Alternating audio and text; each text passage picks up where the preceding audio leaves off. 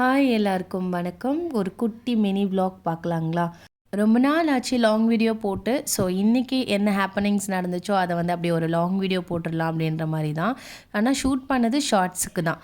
Morning எந்திரிச்சதும் வந்து பார்த்திங்கன்னா ஒரு பெரிய கிளாஸில் ஜீரா வாட்டர், நல்லா ஹாட் வாட்டரில் ஜீரா போட்டு அது கொஞ்ச நேரம் ஒரு 5 மினிட்ஸ் விட்டுட்டு அதுக்கப்புறமா அதை குடிச்சிருவேன். ஸோ அதுதான் டெய்லி வந்து நான் முடிஞ்ச அளவுக்கு ஃபாலோ பண்ணி குடிக்கிற ஒரு விஷயம் அப்படின்னா jeera water morning in empty ஸ்டொமக்கில். அண்ட் குட்டீஸோட லன்ச் பாக்ஸ்க்கு இன்றைக்கி வந்து பாஸ்தா தான் கேட்டிருந்தாங்க. க்ரீமி ஒயிட் சாஸ் பாஸ்தா கேட்டிருந்தாங்க. அதனால் வந்து அது ஃபஸ்ட்டு வந்து ஹாட் வாட்டரில் சால்ட் அண்ட் ஆயில் வந்து போட்டுட்டு அப்புறம் பாஸ்தாவையும் போட்டு கொஞ்சம் நல்லாவே கொதிக்க விட்டேன். ஒரு பேனில் வந்து நல்லா பட்டர் ஆட் பண்ணிவிட்டு அது கூட வந்து நல்லா பொடிசாக நறுக்கின கார்லிக் வந்து சேர்த்துக்கிட்டேன். அது கூட வந்து ஆனியன் கட் பண்ணி சேர்ப்பாங்க பொடிசாக. பட் நான் வந்து சேர்க்கலை. சம்டைம்ஸ் சேர்ப்பேன், பட் இன்றைக்கி நான் பண்ணதில் வந்து சேர்க்கலை. பட்ரு கூட பொடிசாக நறுக்கின கார்லிக் மட்டும் போட்டு நல்லா வதக்கிட்டு அதுக்கப்புறமா வந்து பால் வந்து சேர்த்து நமக்கு எந்த அளவுக்கு செய்ய போகிறோமோ அந்த அளவுக்கு பால் சேர்த்துட்டு பாயில் பண்ணி வச்சுருந்த பாஸ்தாவையும் ஆட் பண்ணி நல்லா கலந்து விட்டுக்கணும். அதுக்கப்புறமா உப்பு சேர்த்துட்டு சீஸ் வந்து மில்கி மிஸ்ட் சீஸ் வச்சுருந்தேன் நான். ஸோ அது வந்து க்யூப்ஸ் 2 க்யூப்ஸ் வந்து ஆட் பண்ணிக்கிட்டேன். அண்ட் அதுக்கப்புறமா வந்து ஆர்கானோ அண்ட் வந்து சில்லி ஃப்ளேக்ஸ் 2மே இருந்தால் போட்டுக்கலாம்.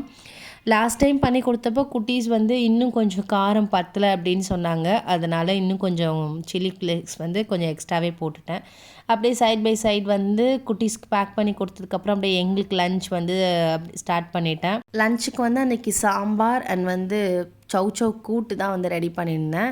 சாம்பார் என்ன தான் வந்து ஸ்டார்டிங்கில் தாளித்து ரெடி பண்ணாலும் எனக்கு ஃபைனலாக ஒரு தாளிப்பு கொடுத்தோம் தான் அது சாட்டிஸ்ஃபேக்ஷனாகவே ஆகும். நல்லா காஞ்ச மிளகா, கருவேப்பிலை, அதுக்கப்புறம் வந்து பெருங்காயத்தூள் இதெல்லாமே போட்டு நல்லா வாசனையாக லாஸ்ட்டாக தாளிச்சிட்டு கொத்தமல்லி அதுக்கப்புறம் போட்டோன்னா தான் அந்த சாம்பார் எனக்கு ஃபினிஷ் பண்ண மாதிரியே இருக்கும். அன்றைக்கி வந்து நான் எல்லா காயும் போட்டு சாம்பார் வச்சுருந்தேன். முள்ளங்கி, கேரட்டு, அதுக்கப்புறம் சௌ கொஞ்சம் அந்த மாதிரி நிறைய காய் போட்டு சாம்பார் வச்சுருந்தேன். அண்ட் சைடிஷ்க்கு வந்து கூட்டு வச்சுருந்தேன். கடலைப்பருப்பு போட்டு கூட்டு வச்சுருந்தேன். அண்ட் குட்டீஸ்க்கு வந்து பொட்டேட்டோ ஃப்ரை வந்து கேட்டிருந்தாங்க. மதியம் வந்தால் சாப்பிட்றதுக்கு வந்து அவங்களுக்கு கொஞ்சமாக பொட்டேட்டோ ஃப்ரை வந்து பாயில் பண்ணி ரெடி பண்ணியிருந்தேன்.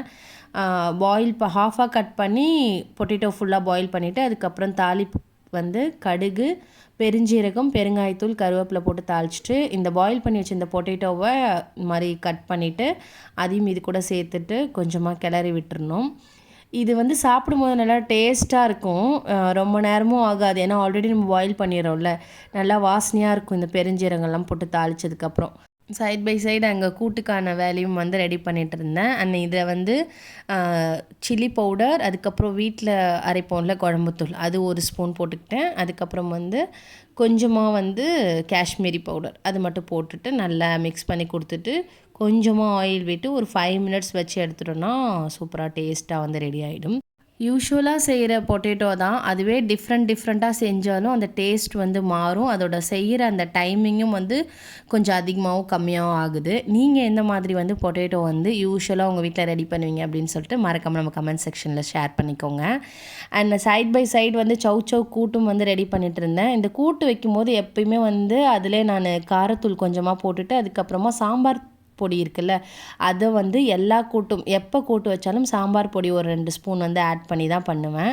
அண்ட் கூட்டுக்கு தாளிப்பு வந்து கடுகு கூட பெருஞ்சீரகம், காஞ்ச மிளகா, கருவேப்பிலை போட்டு பெருங்காயம் போட்டு தாளித்து போட்டோன்னா ஃபைனலாக சூப்பராக இருக்கும் டேஸ்ட்டு.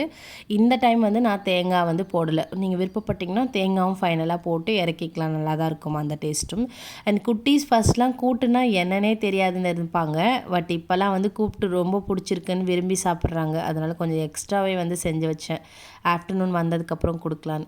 இந்த குக்கிங் வேலைலாம் முடிஞ்சதுக்கப்புறம் கிச்சனை பார்க்குறதுக்கே நமக்கு முடியாது.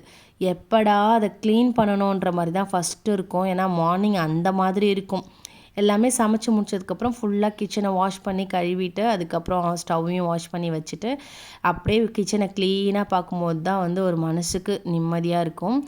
நமக்கு மட்டும் எங்கேருந்து தான் வேலை அப்படியே ரெடியாக இருக்கணும்னு தெரியல. ஒரு வேலை முடிஞ்சோடனே அப்பாடான்னு நினைக்கும்போது அடுத்தடுத்த வேலை நம்ம கண்ணில் அப்படியே பட்டுட்டே இருக்கும்.